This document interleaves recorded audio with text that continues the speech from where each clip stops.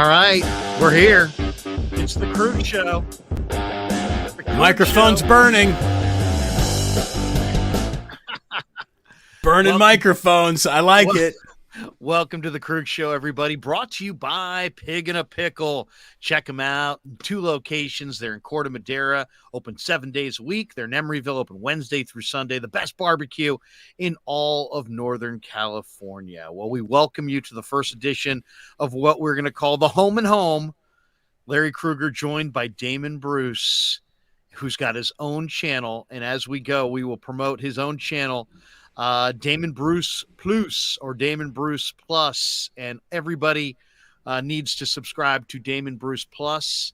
Subscribe, and help Damon build up his channel. Good to see you, Damon. And before we get it rolling here, we also on the bottom of the screen are going to go with our banner. I could go with this one, which is Krueg Show Hit Scottsdale, courtesy of New York Style Sausage, and when they are one of our sponsors as well. And also, when we talk Niners, I can always just put this one on the bottom because I need to remind people of I love Trey Lance. Yeah. I love Trey Lance. Yeah. And it's just and it goes on the bottom of the screen. But we'll go back to the Krueg Show Hit Scottsdale. We were there earlier this month, courtesy of our sponsor, New York Style Italian Sausage. Well, Damon is here, and we're going right into the national championship tonight. We got San Diego State, UConn. We're going to talk Giants. We're going to talk Warriors. We're going to talk Niners. We're going to talk Final Four. But first, just welcome to YouTube. And I'm glad you're here, man. I'm absolutely thrilled to be doing this with you. Well, thank you very much. I mean, I think that you and I go back to the days of doing pre and post for the Niners at Candlestick, for goodness sakes. We have careers that have literally been tied together in worst of times, in best of times, and it's amazing how our careers have always intersected somehow, some way. I don't even think people know the depth of the story and how far back it really goes. So I'm tickled pink to be joining you. And here's, a couple stories that we couldn't tell when you and I were on terrestrial radio. I want to start with this. So I would get off at 95.7 The Game, and you, Tom, and Rod would still be going for like another hour. Or you would start an hour before I did, so I would listen to the beginning of the show on my way in, and it was always nice because I knew what you were going to talk about and when you were going to be talking about it, so I would just counter program. Don't give the plan away. Also, so Pig in the Pickle is owned by a guy named Damon. And I remember the very first time I heard you, and we had talked, I think, not too long before I actually heard this, and you were saying something like, yeah, so I was just talking with my buddy Damon, and I'm like, oh my God, I can't believe Larry's about to talk about me and my show on his show against my show. I can't believe that that's about to happen. And you're like, yeah, Damon owns a Pig in a Pickle. I'm like, oh, wrong Damon.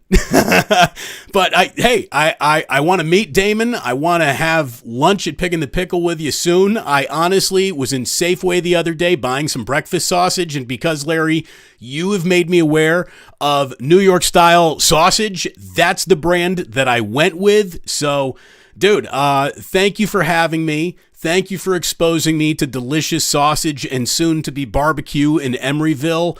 And it's great to be with you, man. And I really mean it. In what has been 3 of the weirdest weeks of my career, it is you that I turned to among the first people I turned to. And I mean, I was standing in your house and in your garage in the very room that you're broadcasting from right now. And you're sort of showing me kind of what the future looks like.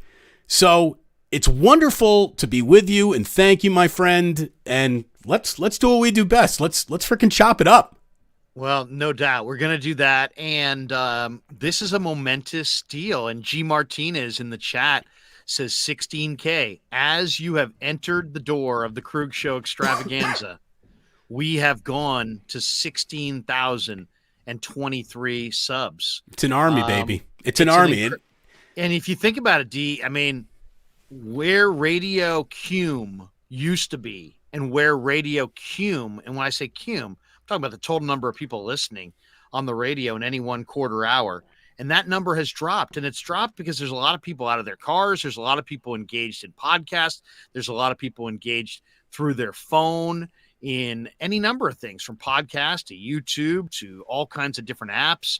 And it's just like the audience has kind of been fragmented, similarly to when network TV was, greeted by cable, and there was just so many options. And there's just a lot of options for people, and we want to be one of their options. So we're going to be doing this on a regular basis. One day we're calling it the Home and Home, because tonight it's going to be on my channel.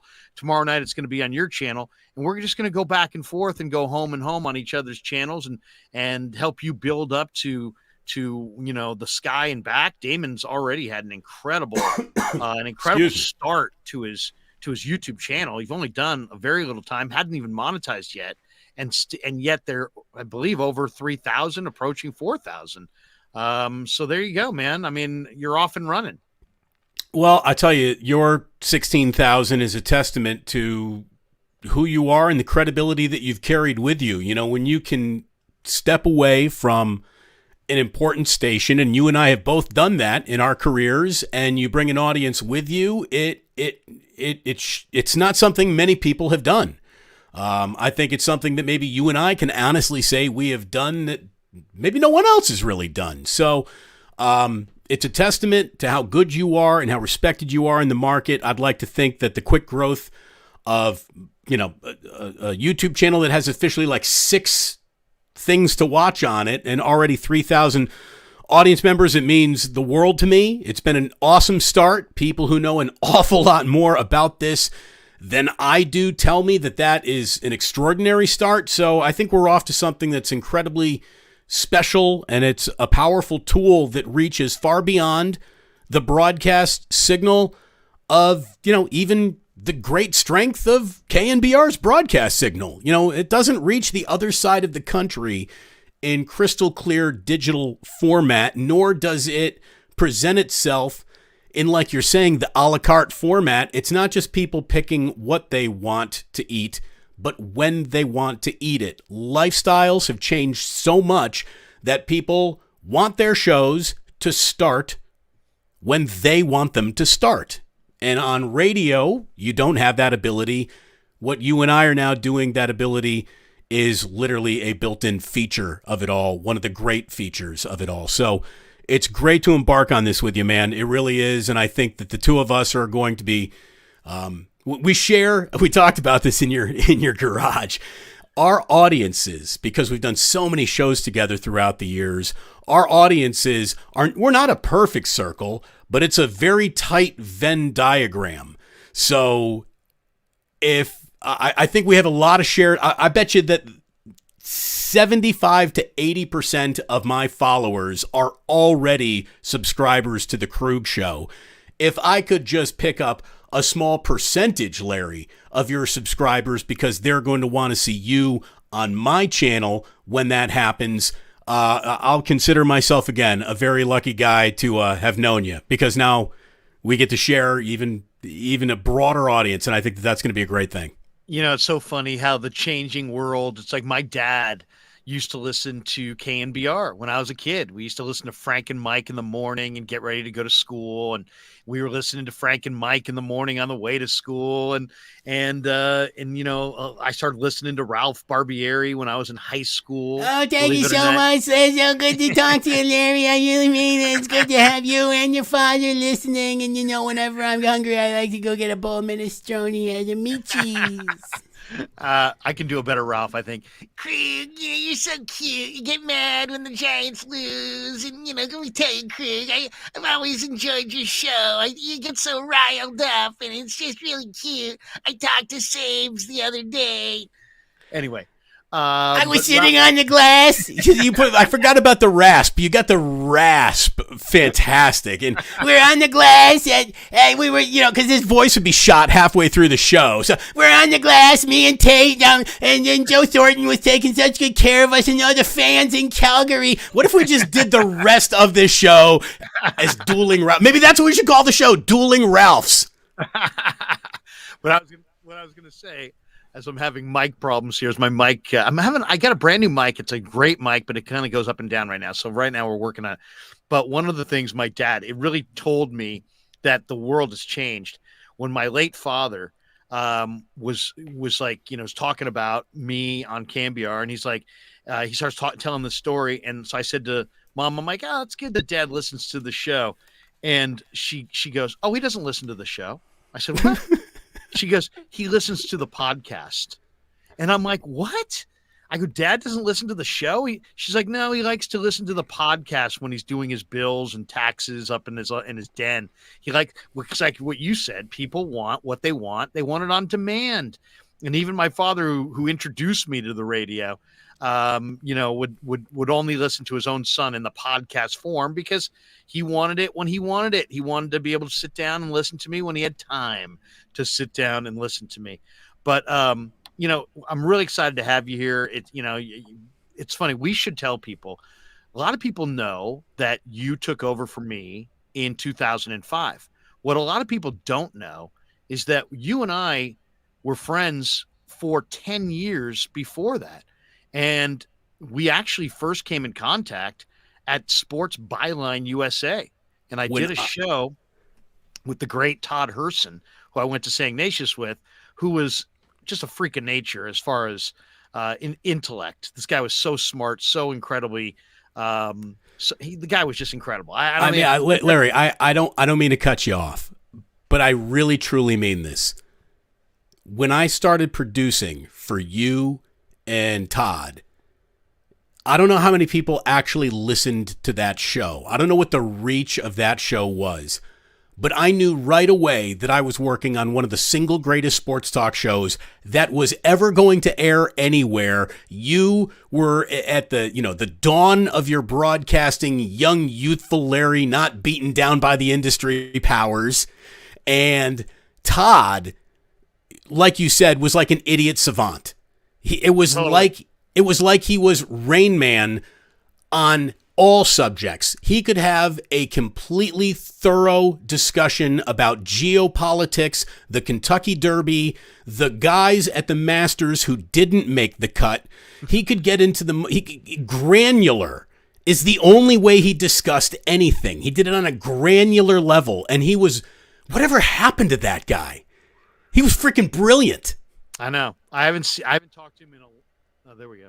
I haven't talked to him in a long time. I don't know what happened to him. He was my best friend for years and years and years, and we lost contact. So I don't know what happened to him. But we got to track him down if he's even available. I mean, he's probably yeah.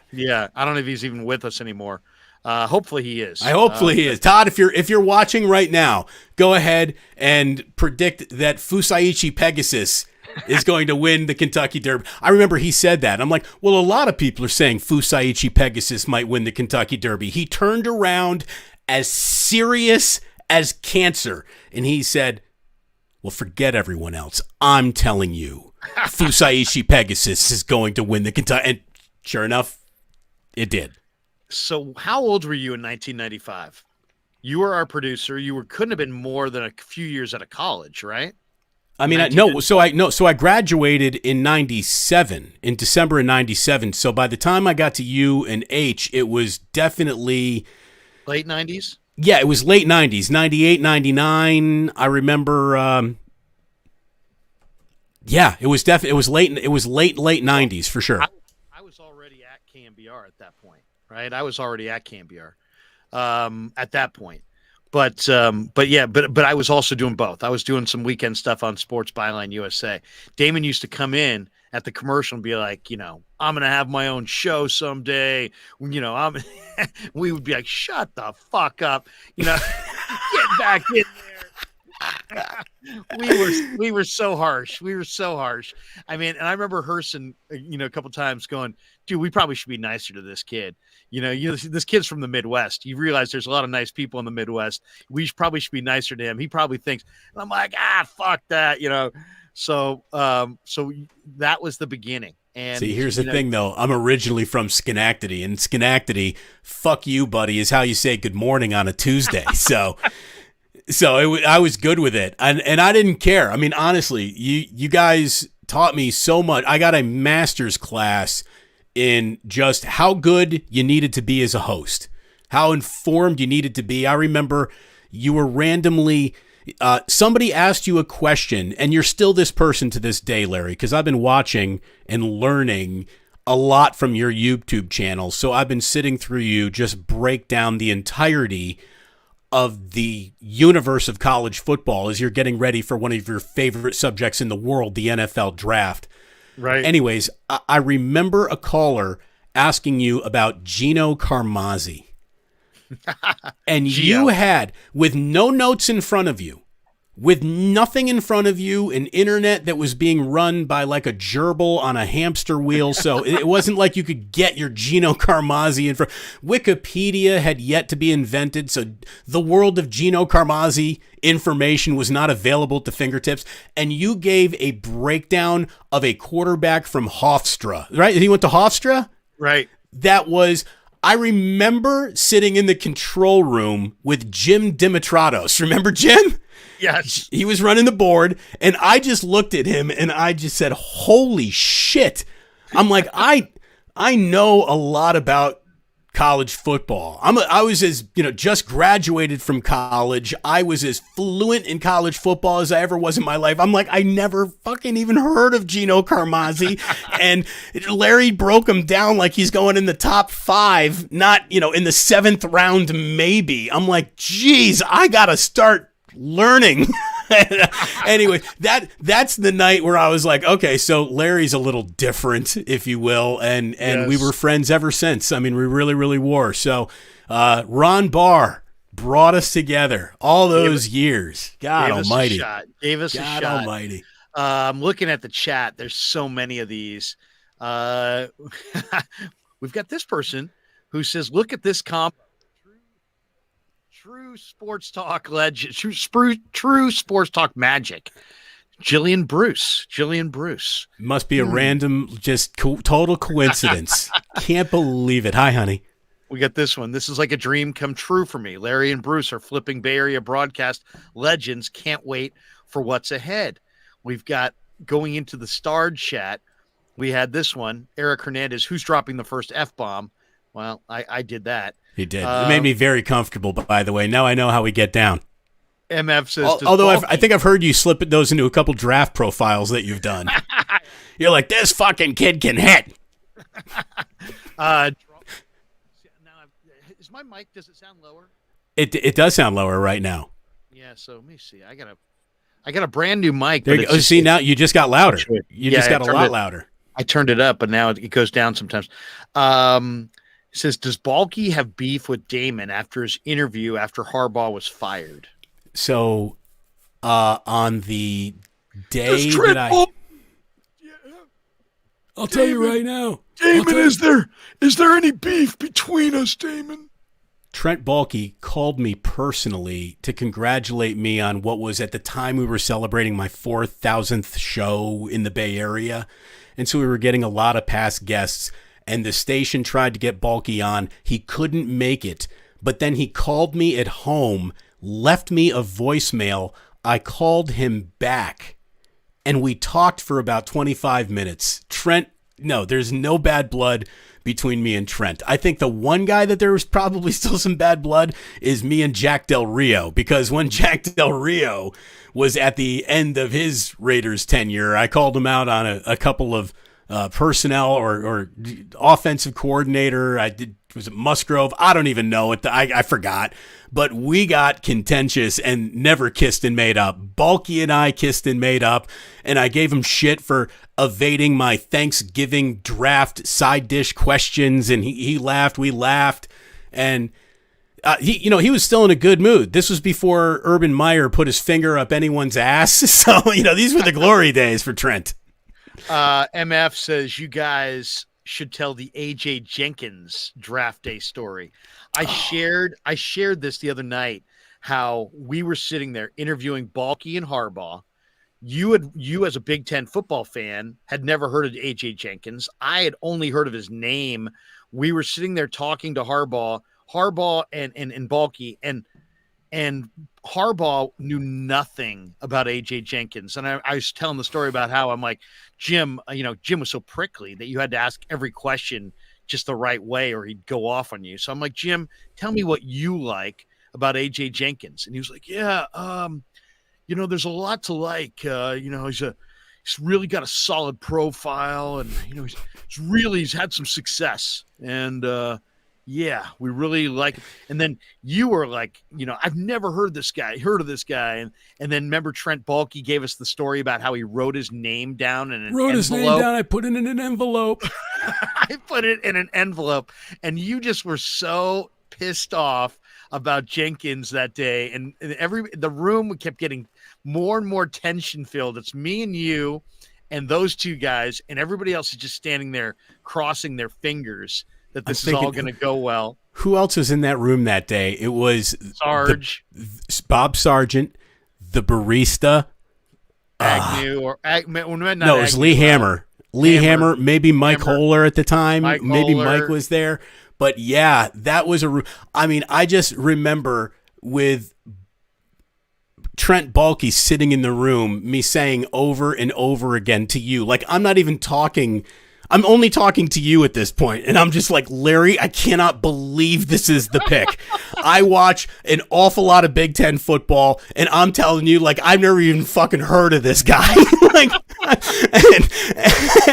and again, Bob got really mad at us. He's like, you don't come in here and do that. And I'm like, look, I'm sorry. I had to be true to myself. And that was it. By the way, I was right. I mean, AJ Jenkins is markedly the worst first-round draft pick in 49ers history. I mean, can you think of a worse one? I mean, maybe there's a few, but I mean, Israel Ifiani, Solomon Thomas would be in the conversation. Rashawn Woods was a wide receiver out of Oak State. Total bomb. Yeah. Very much a disappointment. Keith DeLong, Dexter Carter. I mean, there were some through the years for sure. We have a donation here. Spider Rico says, cheers to you both. Have followed you both since KMBR days. Welcome to the revolution, D. Pound it, pound it, pound it. Andy, baby. So I got a question about this, and if you don't want to tell everyone, how, the underwear about the underwear you're wearing, you don't have to tell. But what is this donation thing? Like somebody just gave you $4.99? How, like, Spider Rico just how does that even happen? $4.99. We've had as much as $1,100 in donations in a show. Are you showing your tits? I mean, what are you doing at that point? MF emptied the clip on us one night where he just started dropping off. I think we had made some kind of something that MF was really excited about. He had made some money on maybe wagering, and we were getting kickbacks, but he dropped a bunch of cash on us. I've got college buddies who every time, by the way, Jim Molay, if you're in the house, Molay drops a C note on me every time we get to a new 1,000 subs. So the Molay C note could be coming at any moment. Yeah, people can donate. They can donate to you. You have to get to 4,000 watch time hours and like a certain number of subs before YouTube allows. So I passed this. I passed the sub thing before. Like I opened the damn app twice. I'm lucky enough to say the whole hours watched thing. Is there a difference between hours watched and public hours watched? Does that mean people who are not subscribed to you are watching? Again, there's a lot I still have to learn about all of this. I think it doesn't matter if they're subscribed to you or not. If you did one 4,000 hour show and one person watched it from start to finish, that would qualify. Or if you did, you know what I'm saying? If you did 1 hour shows and you did 4,000 of them and you had one viewer every time, then you would qualify. Okay. So well, I guess you'll get there. I guess this would be the time to remind everyone once again who is a subscriber to Larry Krueger, please subscribe. Damon Bruce Plus. I would love to have you over there. And when Larry's coming over on my channel, if you want to follow him that day, the Home and Home's going to be appearing in my stadium. So eventually, hopefully, Larry, our audiences are a perfect circle. The Venn diagram just completely covers it up. So hey, what? Here we go. I'll Yeah, add the banner. I'm going to add the banner, and then we're going to scroll the banner across. So there we go. Wait a second. Wait. By the way, how do you block a person in the chat who just says AIDS? Like somebody's doing that? Is that fun for them? That makes them feel big? Yeah, that happens from time to time, and then you just block them. I'll block them. Yeah, that's a block right there. That's a goodbye. There are people who cross the line, and we used to dump these guys. We had the 7-second delay before. When people, the nice thing is the other people in the chat will rise up and tell you. But yeah, they'll you never know. You never know what people will say. And you know what? Sometimes I'll get into like a tell-all mode. Hey, you know what? I'll answer any question at any time. But let me see if I can get the subscribe to Damon Bruce Plus on YouTube. Oh, there it is. My brands. Let me go back to my banner. I see it. Yeah, but subscribe to Damon Bruce Plus YouTube. Oh, there it is. Now there's there's little. Wait. There we go. It was there. Now I want to do the ticker. See, what we need, Larry, what we need is to start bringing in enough people to pay a producer to touch. Because what you and I are, we're not button pushers. When it's up to us to push the buttons, it's bad. It's bad. There's a reason why all the buttons are normally on the other side of the glass that Larry and I aren't even allowed into. So that's seriously. We generally just talk and let other people handle this stuff for us. Mark Graves says we need a moderator. You need a moderator. But no. Even though I'm having mic problems today for some reason. I got a brand new mic, and yet it goes up or down based on I think maybe my headphones. Not really sure. I'm got to work through some of it. We got to get a pair of headphones there. I mean, you're wearing freaking earbuds. I've got earbuds going, which I kind of like, but now I'm not really digging it. Daniel Donate says Krueg and Bruce, the best duel in Bay Area sports radio. Duel? Does that mean we shoot each other at the end of the episode? I mean, duo. I think is. Thank you, Daniel, very, very much. But I mean, God, Larry, I remember so many shows you and I used to do from the parking lot at Candlestick, and just the vibes of those crowds. And this is, right in the middle of the peak of the Jim Harbaugh era. And we had an awful lot of fun doing those shows. I really do think, and I've said this, that you and I, without a doubt, hosted the single greatest pre- and post-game show I think the 49ers ever had. I mean, I'm sure there's plenty of people who didn't like it, but those who did were so loyal to that show. That was as much fun as I've ever had on the radio doing those pre- and post-game shows with you. So look at where we are. It's all come back to this, and I've loved memory lane, but here we go. We're going to steer the ship. We're going to steer the ship. What here? So since we're doing a little Niner here, the reaction to your prediction of Trey Lance possibly being traded is just ridiculous. If you are watching the way the language from the franchise has changed when discussing Trey Lance, this shouldn't be creeping up on anybody. I mean, the untradeable, unsinkable, unflappable, we're thrilled to have him conversation about Trey Lance has turned into something so dramatically different that you can't help but conclude that, yes, that is now a possibility that they're thinking of. And for you to have been, burnt at the stake by the Twitterati who are upset with you is just, it's ridiculous. It means they're not paying attention to easy to follow. I mean, this isn't nuance. This isn't reading in between the lines. This is literally reading the sentences. The 49ers are bracing their fan base for a draft day trade of Trey Lance. I really think so. Interesting story today. Albert Breer says the Niners really believe in Brock Purdy. And that was his primary takeaway coming out of the NFL owners meetings. And he basically says, I'm not going to sit here and say that they think they've got Tom Brady, with last year's 7th-round pick, but I do believe the Niners brass thinks Purdy is capable of giving them the highest level of QB play they've had since Kyle Shanahan arrived in 2017. So that is out there.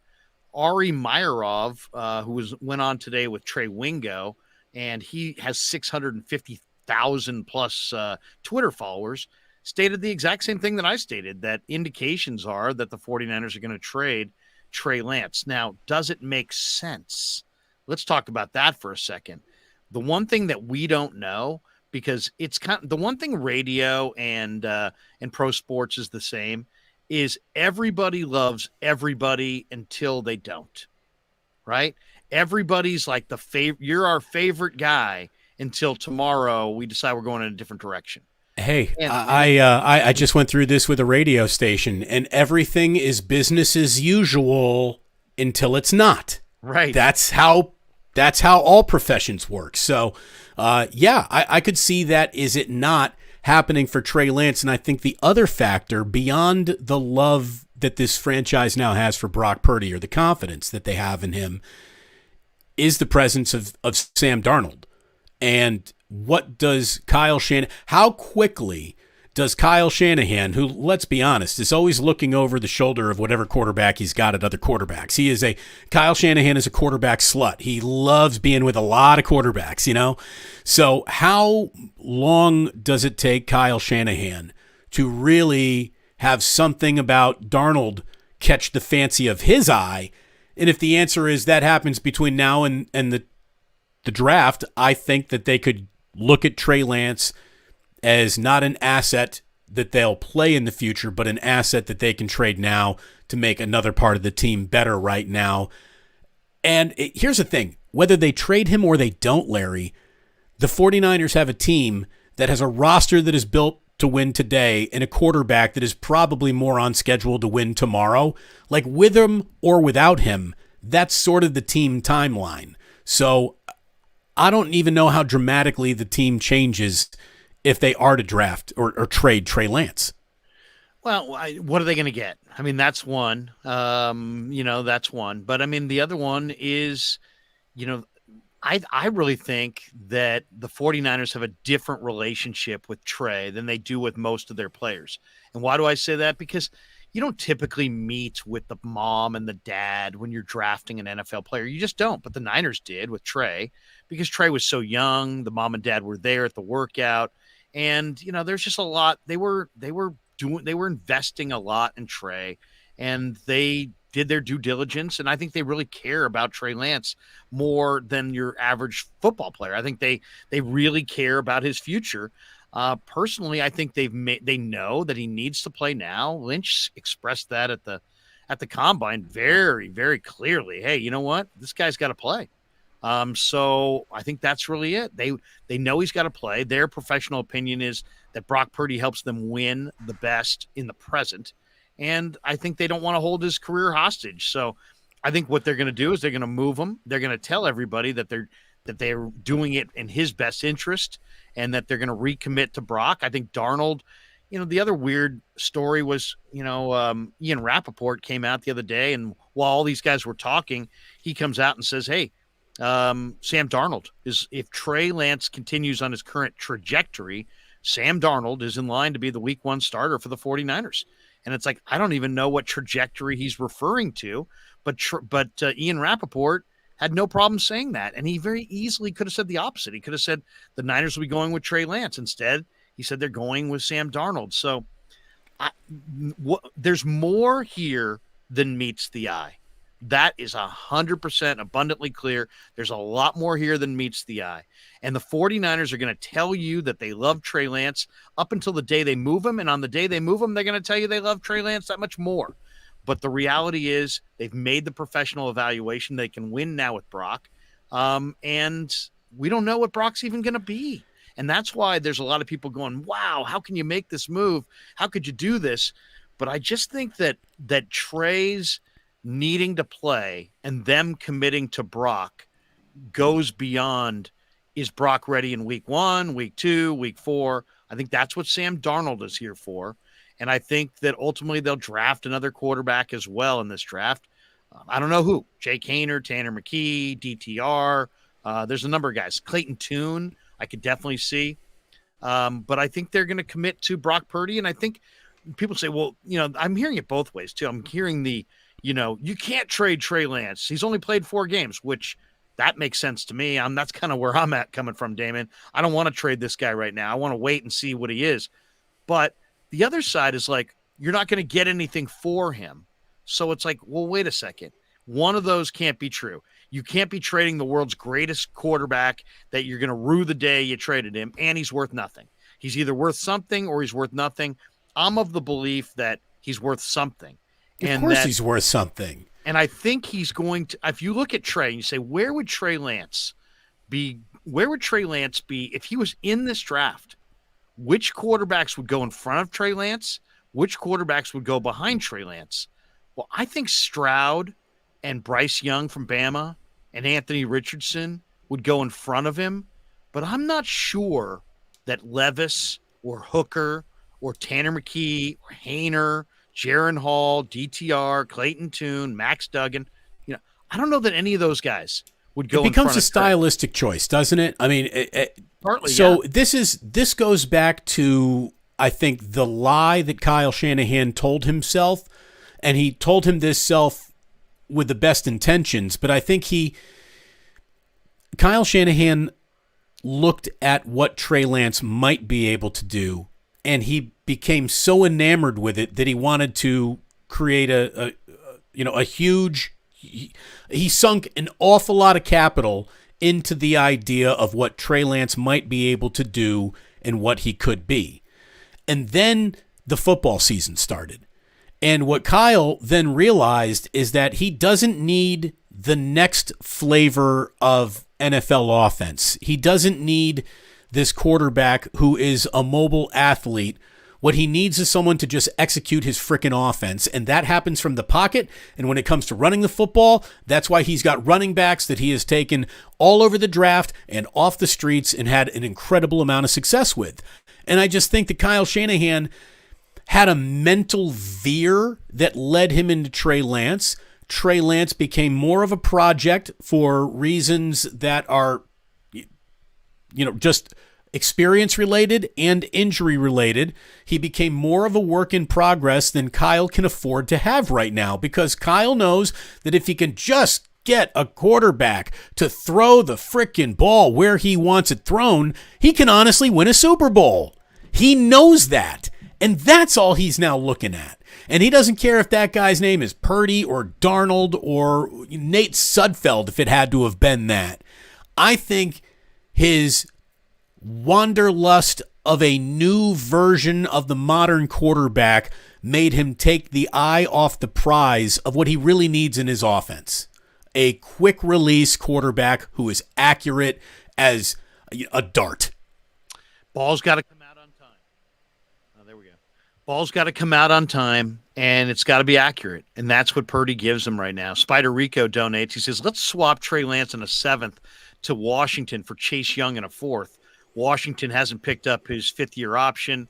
Here's $4.99 towards your Easter Cotachino from Molinari's. Ooh. There you go. Spider Rico in the house. I don't know how they feel about Trey. The one thing that we do know more than anything is that they know. I'm not saying that they're always right. Heck, they passed on going after Mahomes and Allen. They traded up for C.J. Beathard. They could be wrong. But it's their evaluation to make. It's their move to make. We'll see where it goes. But to me, there's just an awful lot of people. I mean, I can say a million times. I could show people, audio files of me, advocating for Trey Lance to be drafted, and people will still create their own narrative. I've got this one from. And wait a minute, Larry, real quick. In my entire life, I don't think I will ever dedicate more hours of my life discussing a player who played or plays so little for the team that he was supposed to turn around than Trey Lance. But we also have James Wiseman, like right there on that same one line of amount of man hours discussed about a player who ultimately just never worked out or fit. And it could still all happen for Trey Lance. I mean, I could make an argument that you've gone this far with him, keep him on the team. You've just seen that quarterbacks get shredded up and spit out like pieces of paper in this league like never before. So having a deep quarterback room is something the 49ers should always do. I think that there's a scenario where he does still stay on the team and they have 3 quarterbacks. But it's odd to say the least. And again, since we've spent so many hours of life discussing this guy, what I didn't have any time to talk about because it happened like the day after I was laid off is Javon Hargrave.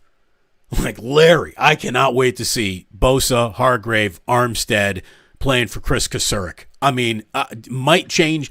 You might as well go ahead and change to a 3-4 defense because you could flex into that with those 3 guys.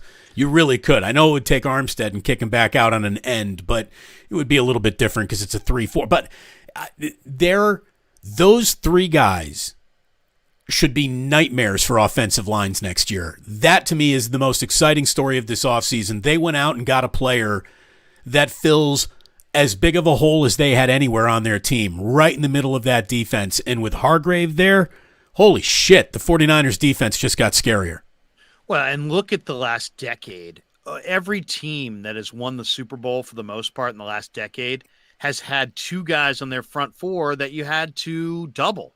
And the Niners had that with Bosa and D Ford, you know, when they went to the Super Bowl against Kansas City.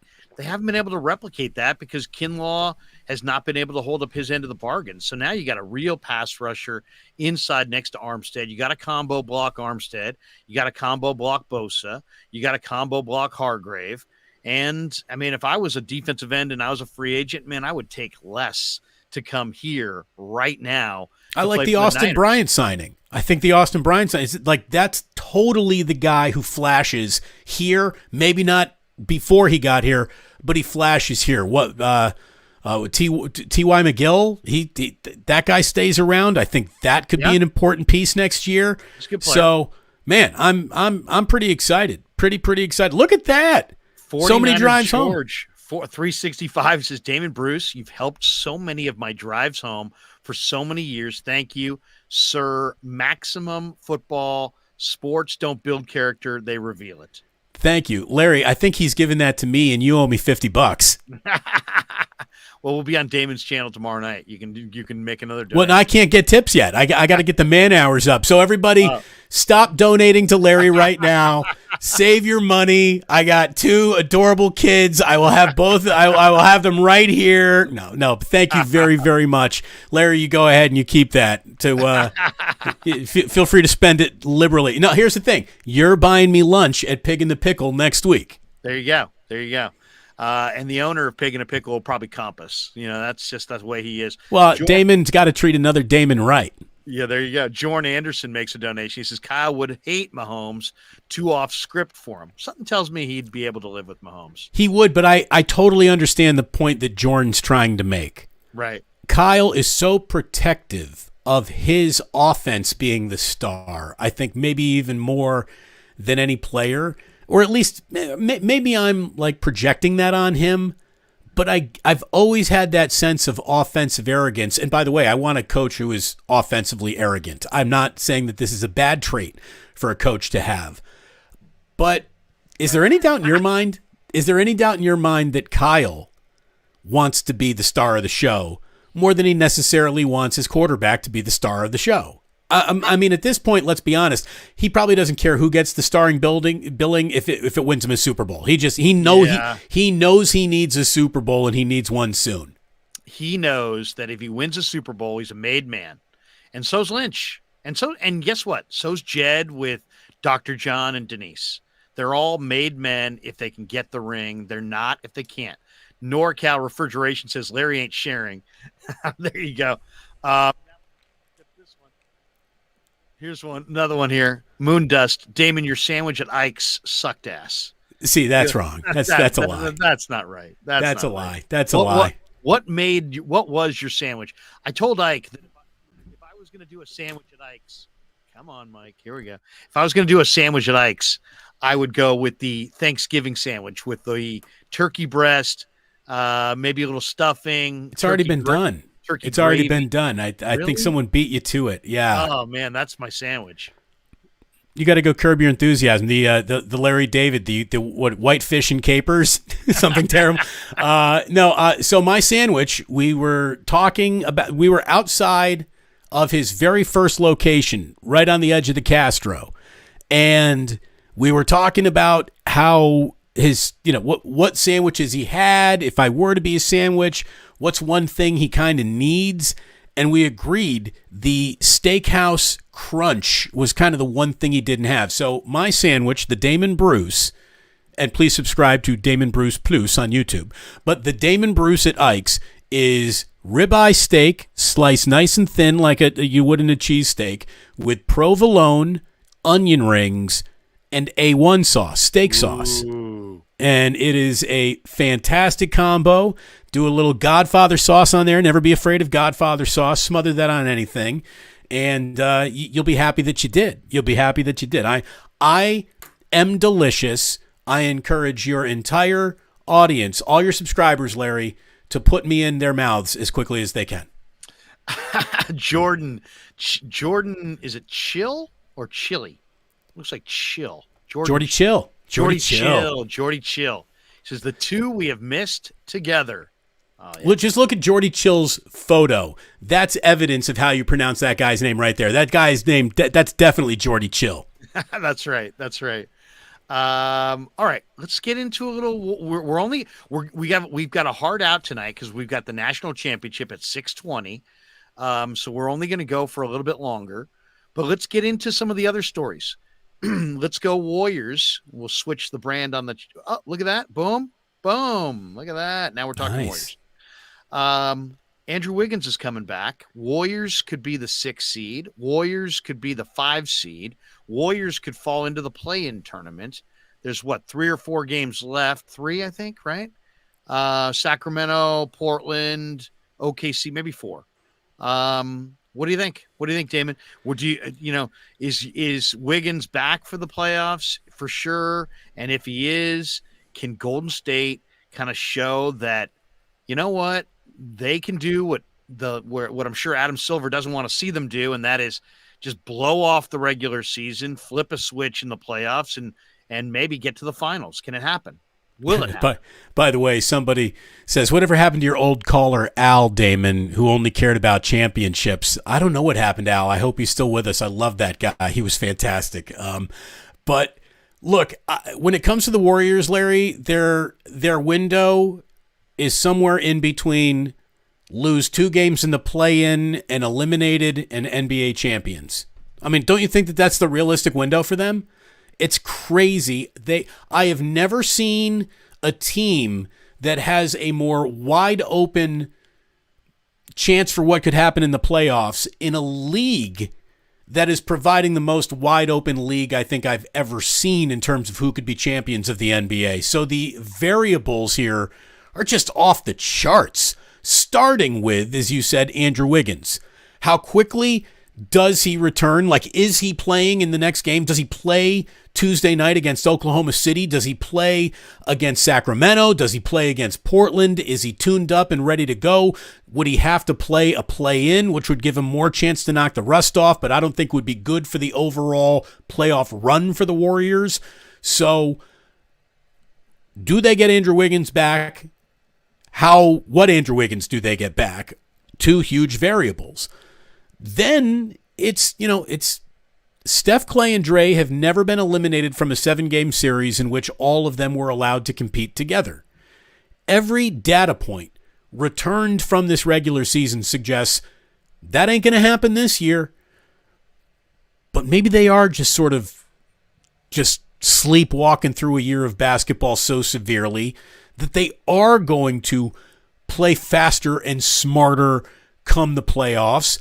Or that's an incredible amount of wishful thinking and use your own 2 eyes and say you're deep enough into this year to know that they're too inconsistent to be counted on to do anything.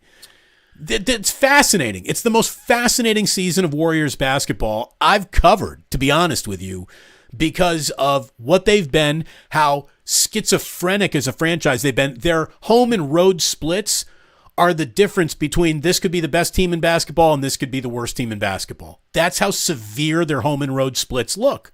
So how do you interpret that?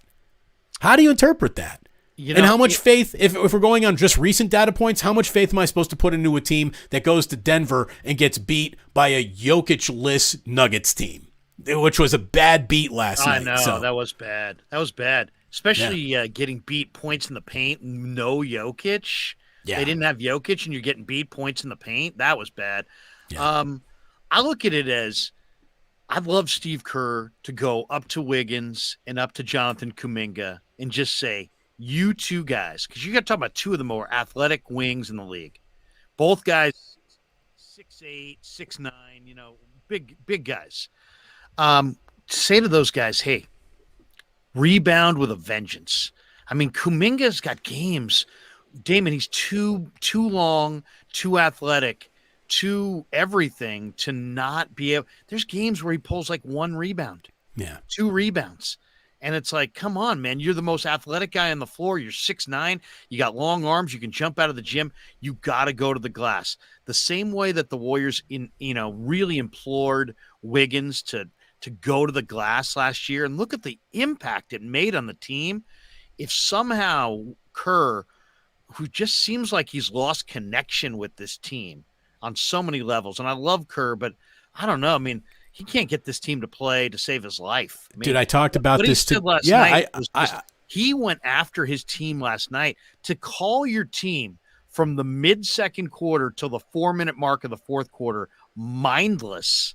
That's what he said about his team last night. He's busting out all the stops, but I would tell those guys, you guys can absolutely own this playoff run. You guys go to the glass, rebound with a vengeance, rebound and play defense, and just run the floor. Everything else will work out. The other thing I think is really key. Tell me what you think of this. I think it's really key where they finish. If they get the 5 seed and they get Sacramento, I think they're smoking Sacramento. Like the Macanudo I've got in my golf bag, they're smoking Sacramento. And you can fuck the light the beam crap. That beam's going to be turned off. Warriors will beat Sacramento, and then the Warriors will win in the second round against Memphis. But if the Warriors get to that 5 seed and they get Phoenix in the first round, right. I don't know. What side of the bracket do they end up on? Because I don't think they're just a roll the ball out and play anybody team anymore. So no, they're not. That is a huge piece of the puzzle. I wouldn't get that arrogant on Sacramento. I really wouldn't, because Sacramento can score in a way that I don't know if the Warriors can defend that when it's cooking. They certainly, I don't think, are defending that cooking like that in Sacramento. And the Kings are going to come out frisky. I just know they are. It's a lot easier to change who you are defensively in the playoffs than offensively in the playoffs. And I just think that Sacramento will be motivated to step forward. Now, I can already see the Warriors having Sacramento on the schedule and almost walking into a slow start in game 1. Couldn't you? Like, here it is. I think Warriors Kings, and it's in Jason, or no, it would be, obviously it would be up in Sacramento, and I could see the Warriors down, 12-2 early because they just came out a little sleepy, because that's who they've been all year. And I don't know, man. There is no team that I am comfortable with the Warriors playing, to be totally honest, because I don't know who the Warriors are. And we've watched 79 games. Yeah. No, I mean, and they were a team this year that was the most Jekyll and Hyde team I've ever seen. And they sleptwalked through the entirety of the NBA regular season. And I think it's not going to matter. The one thing I love about the Warriors getting Sacramento and Memphis is those teams are fueled by true alpha point guards who dominate the ball. And they've got GP2, and they can stick GP2 on Fox. They can stick GP2 on Morant. And I think both the Kings and the Grizzlies offenses can be slowed down if you neutralize them. And I think their Warriors are ideally suited with GP2 to match up. Phoenix, I don't feel as good about that. Denver, I don't feel nearly as How good about about this? that. Can we both agree on this? If Wiggins isn't at his best, there's no way they're getting past Phoenix, because you I at agree. least got to have Wiggins on Durant, right? Yeah, no question. No question. Okay. We are 5-6. Game starts in about 20 minutes. We're only going to go another 10 minutes or so. Give me your thoughts on the Giants. Giants go to Yankee Stadium. Lose 2 out of 3 to the Yanks, get shut out twice in 3 games. Offense looked fucking anemic. They show up today on the South Side on opening day. They bomb 7 home runs. They win 12-3. Is it just a lucky day at the yard?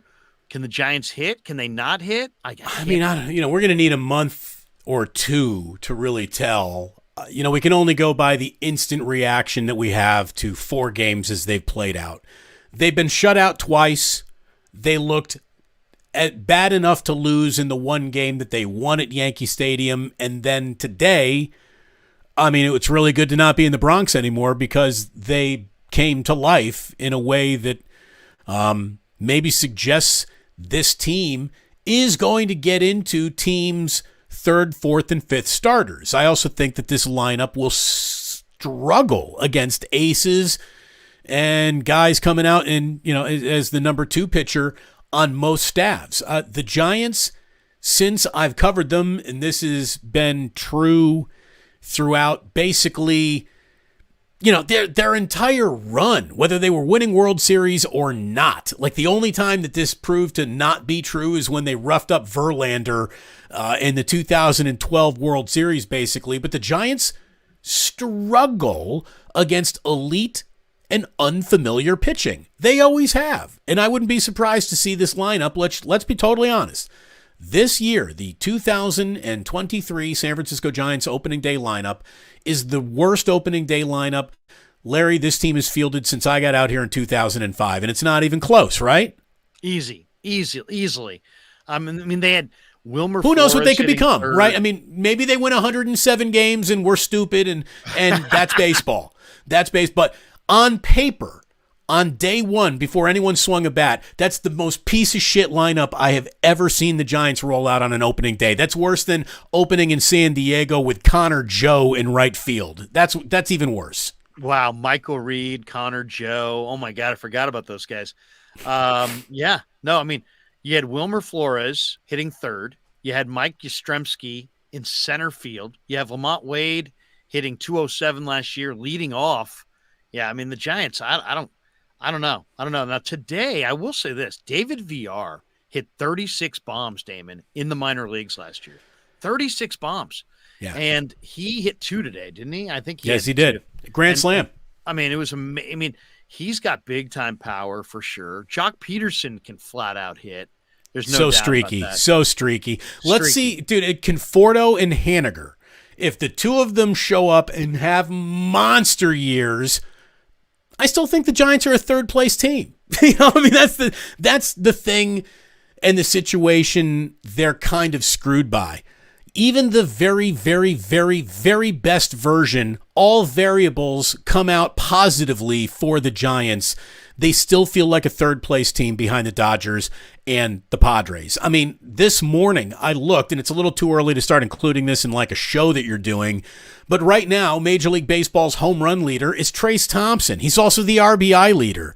Like, the guys that you're not even worried about with the Dodgers can come on out and kill you. So, even if the Giants are at their very best all year, even if they come in and exceeding expectations in every conceivable way, I mean, 88 wins, right? Like, what do you think they're going to look at 88 wins this year? I don't, but let's say they do. Let's say 88 wins is there. 88 wins is 3rd place in the National League West this year. I think Arizona's better. Arizona is better. I think Arizona's better. I think Arizona's younger, faster. They're faster. Oh man. Yeah, and they get more upside. I'd feel better about Farhan if the Giants just had done better in the minors. Like, if they had some better players coming out of their system. The fact that we're in year 5 and it just seems like, where are the players? Where's our version of Miguel Vargas of the Dodgers or Zach Veen of the Rockies or one of these great young prospects. I don't see that with the Giants. I'm a little concerned. I'm a little concerned about the Giants' ability to hit. My problem with Farhan, because I do think Farhan is great on the margins. Farhan is really good at filling out a major league bench. How good he is at the starting 9 is still to be determined. And when it comes to treating players like a number, I think that is a reputation that you're going to hear growing. And it's not just going to be because it's an agenda that I'll be pushing this baseball season. But no, I think that Farhan has a reputation now if he treats players and agents like phone numbers that he'd rather not be calling.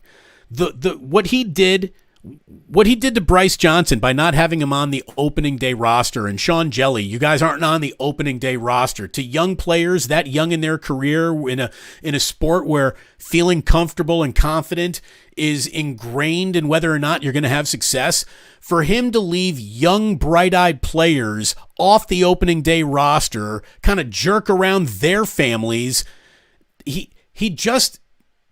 tinkering at the expense of treating these guys like actual ball players and people, which I think goes a long way to settling a young man into a major league career.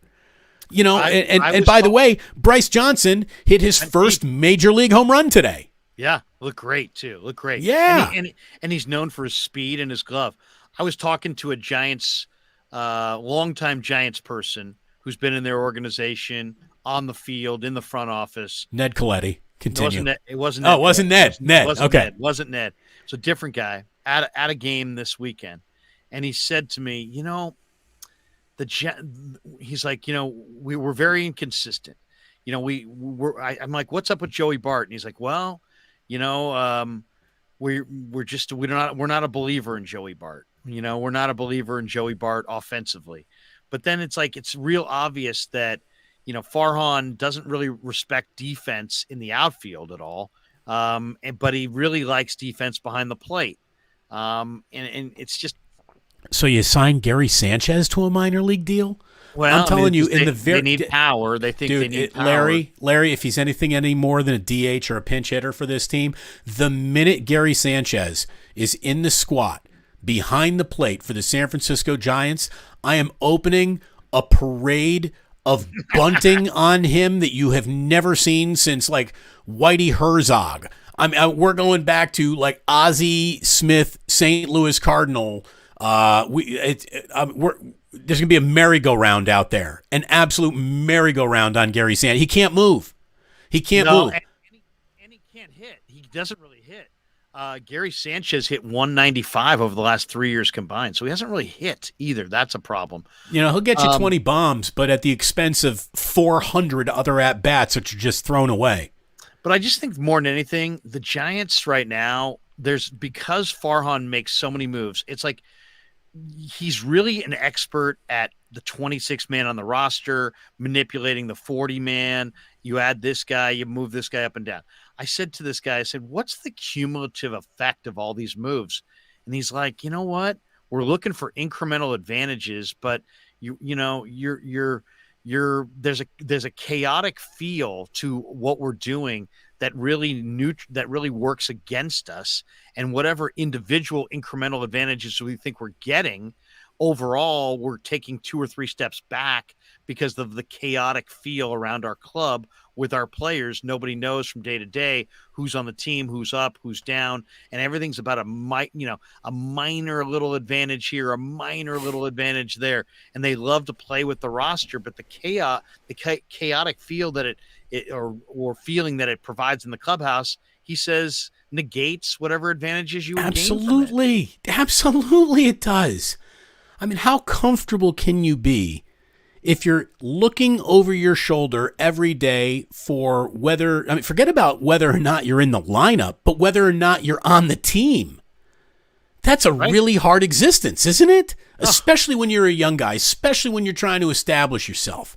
And I just think that the over-tinkering that Farhan is now I'm not going to say guilty of, but it is who he is. I mean, you know, eventually what you do is who you are. And I'm sure Farhan made a roster move while you and I have been broadcasting. Like, that's how much of a tinkerer he is here, Larry. Yeah. So, Day to day. yeah, it's a weird culture around the Giants right now, and it was projected through the entire Carlos Correa thing. The way that they waited till they waited till his family was dressed in their Easter Sunday best before they said, nah, never mind. I mean, the limo was on the way to the Handlery Hotel to frickin' pick him up. I don't know if it was the Handlery or not. Probably not. But you know what I mean, man? Like, whether or not they were justified in flunking his physical, which, by the way, the Mets bailing them out of that is the single greatest thing that has ever happened to Farhan's reputation. If the Mets had bought high and taken Correa, there would just it would be suffocating around the Giants. We'd still be talking about it on a daily basis. But the fact that he went belly up there too before having to skulk back to Minnesota to take what the original offer had been, or maybe they fluffed it. I don't know. It doesn't even matter anymore. But the Giants have a reputation. Farhan has a reputation for treating people like assets, not people. And that includes like Brandon Belt. I mean, Brandon Belt is a Giant who, even if you weren't interested in going forward with him, he deserved as much house respect as anyone who has ever worn this uniform from a front office standpoint. Brandon Belt couldn't get Farhan on the phone. Fact. No. Fact, Larry. Fact. Brandon Belt couldn't get Farhan on the phone and told him he would come back for a song and was told, yeah, we might be interested. And then it was just radio silence. That happened. I have very good knowledge that happened. And so if that's how Farhan is treating, whether, forget about fan controversy and how they feel about Brandon Belt. If you work for the Giants, you treat Brandon Belt like he's a king. And the fact that they treated him kind of like a clown prince on his way out of town is a bad sign. And I think it's part and parcel of why they still haven't signed a signature free agent unless Mitch Haniger proves us wrong. No, you're right. Bryant Shan says, man, Krueg and Damon working YouTube Live is the best. Just get together, talk sports, and bring out the spiciest content.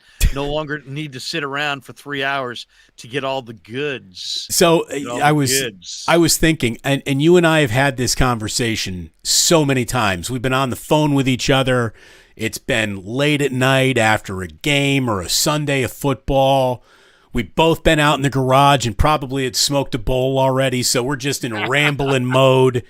And the two of us would have like a 2-hour phone call, and at some point I'd just tell you, like, okay, Larry, so I probably, for the sake of my marriage, have to go upstairs. But, oh, by the way, do you realize that we are like 2/3 way through the show right now? Like we have just done, including commercials, a full radio show. So it's fun to be doing this with you, brother. It really is. It's something that came close to happening on both stations several times, and leave it to the two of us to be able to cobble it together and figure it out together. And I'm very, very excited. I know for a fact that you and I talking sports on a daily basis is something that this town has been denied. And we will bring it to you. We will give it to you, the people. We're not waiting for anybody to hand us anything. We're just going to go take it. Clarence Beeks. That's why I want the $49.99 from Niner George. He was trying to hand that to me, Larry. Yeah, I know he was. He was. I'll have to pay you back. Clarence Beeks says, here's $5. I'm in sports talk heaven. That's got to be worth $5. I mean, that's less than a cup of coffee. So there you go. Chris Young says, Sports Phone Legacy Show. We got this one. By the way, didn't you love hosting Sports Phone? Wasn't that one of the greatest radio jobs you'll ever have? I love sports. If they could have figured out a way to pay me like you need to be paid to live in San Francisco and just said, all right, Damon, I want you to host Sports Phone for the next 35 years, I would have taken that deal in a heartbeat. I loved that shift. I loved that audience. I loved that crowd. Yeah, I love that audience. I love that audience. Those are your P1s. Those are your hardcore. Those are the people that, and like, you know what? You know, a lot of people would try to play for ratings. I remember Bob Agnew said, he's like, Krueg, don't play for ratings. You just give you service the P1s, man. You give them everything they want. You give them exactly what they want. You don't worry about this. You get down deep in the weeds on the Giants, get deep in the weeds on the Niners. Who cares? This is what these people want. And so do a Gino Carmazzi segment if you have to. But yeah, no, it was it was a little bit like a college life because you were up late and you were sleeping in early, and I had babies at the time, and it's a hard job to have when you're a married man with a family. When I was the host of Sports Phone, this was years before I met my wife. So yeah, it definitely fit the lifestyle a lot better, and it would have been harder to fit the lifestyle that I live now into Sports Phone. But again, I would have taken that deal live in real time. I would have shook the hand with the devil and said, yes, I'd like a 30-year run on Sports Phone. It was that much fun of a show to host. It really, really was. Eric Hernandez, when is Larry going on Damon's channel? I don't know. Maybe tomorrow. Tomorrow? Yeah. Maybe tomorrow. Fish and chips. This is like having a Kentucky Derby winner running in a claiming race. You two win by miles. So, no, I thought he was going to say, one of us gets to the glue factory at the end of this thing. But thank you. Is Damon a sativa or an indica man? Great question. Great question. Thank you for asking. The correct answer for me is it doesn't matter. Weed is literally a light switch for me. It's either flipped on or flipped off. The room is either bright or it's dark. There is no difference between indica or sativa at all to me. I think it's because I've been to that many fish shows, Larry. It doesn't even matter anymore. That's why I was really never worried about COVID. I got, boosted and pricked and all that stuff, and talked all about it, and was always, I've been to so many fish shows. No disease will kill me. I will die in some accident or something. I'll have another stroke or my heart explode. A disease? I'm basically a disease-free person. I've been to that many Grateful Dead and fish shows, so it's going to take more than a flu to take me out, and it's going to take more than indica or sativa to make me feel like, whoa, that's a whole different high. Whoa, like no. It's either high or not high. The chat is having a great time today. Johnny F. Group, Krueg and Damon show. We got this one from. Where did you grow up, punk? Larry asked. When's the last time you talked to Radnich? Years. It's been years. We can talk about that another time. But Larry says Larry asked Radnich how Johnny the Gout Man is doing. Gout Man's doing good. I do communicate with the Gout Man from time to time. I just saw him on Facebook. Not even a few days ago. Yeah, I just saw him post on Facebook. Yeah, Johnny had the dialysis going, but I think he's over that and doing great. Last I'd heard. Cameron Tyson, this is amazing. My two favorite hosts in on a place and unleashed without the FCC censorship. Moon. Our friend. Are you driving? Well, yeah. What kind of car are you driving? It's not the Ratty Caddy, that's for sure. But I was talking with our friend Cyrus today, Cyrus Satsis, and he said, Damon, can you come on with me? My wife and I had a thing to do after my little run on YouTube this morning. We had something that we had to do, and I couldn't join Cyrus today. I told him that I would join him tomorrow, and he's like, how fun was it to be back on the air today? And man, I tell you, and you know this, Larry, because you're a broadcaster, today's the first time I felt really normal in three weeks. Seriously. My show is my therapy. Without it, I don't feel complete. So it was great to be back on the air. And then Cyrus is like, so was it fun to be independent? And I said, Cyrus, basically, here's how I feel about the whole thing. The class clown now has diplomatic immunity from detention, and I can burn the whole school down because not only am I the principal, I'm the whole freaking school district. Like, what am I going to do? Fire myself from my own YouTube channel? So to say that this is going to be the most amount of fun you and I could ever do in anywhere we would ever broadcast together is just, it's a massive understatement, man. We're about to have an awful lot of fun and just we're going to change the way things are done around here, not for a short time, not for a mean time. We're going to change it forever. There is going to be a lot of people 2-3 years from now running to the two of us asking advice on how to start this, because this is the direction that the whole world is pointed in through unforeseen circumstances. I got pushed into this direction. I'm borderline thankful that it's happened. I really am. Oh, you're gonna love it. We'll finish strong here. Few chats. Hams Electric, Damon and Krueg on YouTube for life. Fish and chips. Who wins in F-bombs? It'll be Larry, hands down. Oh, without a doubt. I said from the jar. I do swear a lot. That's all right. I didn't want to go too over the top on your channel. I'll save it for later. Yeah. Let's save my F-bombs for the playoffs. Yeah. Okay. Now I'll go to the starred chats. We got this one from Kid Tricksta. Be wary, Damon. Larry hot takes Krueg has taken over the world with his trade Trey Lance idea. We've already discussed this. We flogged Larry over such an accusation. Oh my God. We got this one, Moondust. Yes, Damon is back now. We just need Gary Radnich to call in. Moondust, by the way, can't decide whether he likes me or hates me. He's all over the map during this chat. There's been hate. There's been love. This is good. Eddie says, I've always thought of Damon Bruce as a guy you'd end up getting in a brawl with, but end up being a pal with at the end. In the end. There you go. It's like a buddy movie. It's like a really good Patrick Swayze movie. Bring on Ryan Covey, Ray Woodson, Rod Brooks, and Pecan for guests. Well, I've had Covey, Ray, and Pecan on already, so only Rod is on that list. What if we put together in the same room all living, breathing former sports phone hosts, which, of course, I'm the king of all former sports phone hosts. Larry, you would be my right-hand man, obviously. Thank you. But then after that, there would be Ray Woodson. Is Dave Newhouse still with us? Is he still alive? I don't know. I hope so. I hope so too. Candido. Who else would be in there? There would be Candido. There would be FP Santangelo. He would be in the mix. Dave Fleming for when they told you to move aside for a few minutes. Yeah, they're like, oh, Damon, you're way too hard on the Giants. We're going to have David B. Fleming rock everyone home gently after yet another disappointing Felipe Alou loss. And on that note, and then my mic went out right then.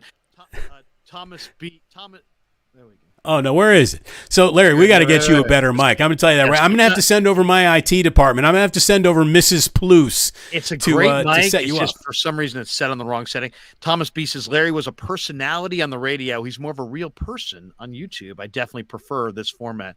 Oh, I love the real Larry. That is going to do it for us. Let's play a couple spots here at the end, and we'll have our final thought. I want a prediction from Damon on who is going to win tonight. But before we do any of that, let's get a word from our sponsor. We're brought to you by Pig and a Pickle. They got 2 locations, Emeryville and Corte Madera. Here is their location in Corte Madera. Open 7 days a week.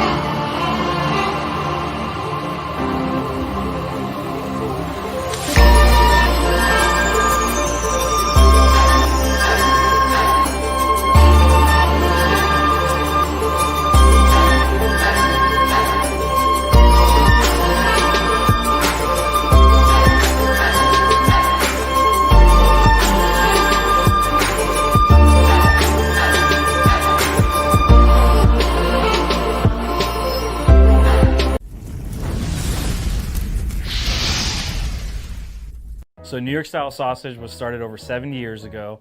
We are the largest producer of fresh Italian sausage on the West Coast.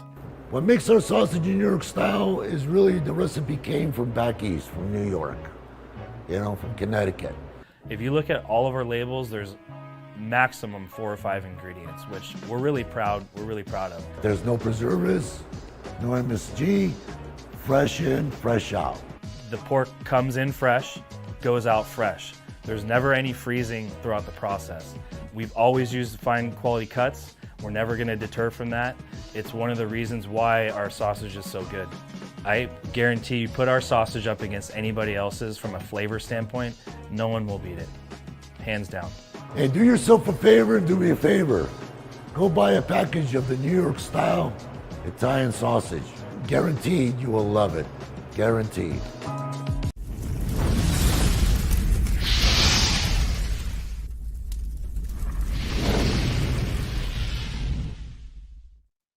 All right, we're bolting for the door. Who's going to win tonight? UConn, San Diego State. What do you think, Damon? UConn ties my Hoosiers with their 5th national championship tonight, Larry. I think they do it, and this is a game that you're probably flipping off with about 10 minutes to play. They've steamrolled through this tournament. Their undressing of Gonzaga is one of the best college basketball games any team has played this year. San Diego State obviously will have the country rooting for them. I think it's UConn. I think it's UConn loud tonight. I agree. UConn is smoking people in this tournament, and that's going to continue tonight. Huskies get the win. Huskies get the cover. Thanks to everybody who tuned in. Catch us tomorrow on Damon Bruce Plus for the first edition of Home and Home. Damon, we're off and running, bro. It's good to be with you, Larry. Well, let's go. Let's go break the whole machine. Let's do it. Thank you for having me, pal. And I am going to get. I had no idea that the guy who ran the New York sausage style company, unless they hired that actor, he looks like Danny Aiello's brother. I only had the breakfast sausage. I need to go get the actual sausage, and I'm going to do that. Some nice sausage and peppers this weekend for sure. Thanks for having me, brother. Peace. Yeah, never met a man I've been scared of. Careful, you gon' get exactly what you asked for. Here for whatever you bring me, getting handled. I answer.